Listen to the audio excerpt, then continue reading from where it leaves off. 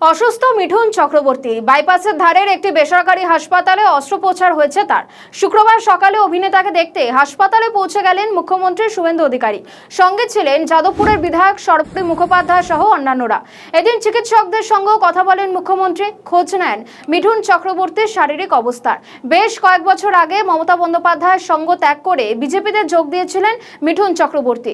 তা নিয়ে কম বিতর্ক হয়নি রাজনীতিতে। পশ্চিমবঙ্গের মুখ্যমন্ত্রী হিসেবে শপথ নেওয়ার পর নিউ টাউনে বর্ষিয়ান অভিনেতার বাড়িতে গিয়ে দেখা করেছিলেন মুখ্যমন্ত্রী।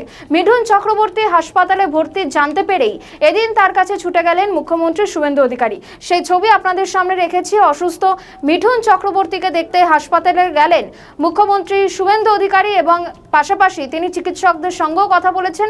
এবং শুধুমাত্র মুখ্যমন্ত্রী শুভেন্দু অধিকারী একা নন, তার সঙ্গে সর্বপল্লী মুখোপাধ্যায় তিনিও উপস্থিত ছিলেন, পাশাপাশি অন্যান্য বিধায়করা তারাও উপস্থিত ছিলেন।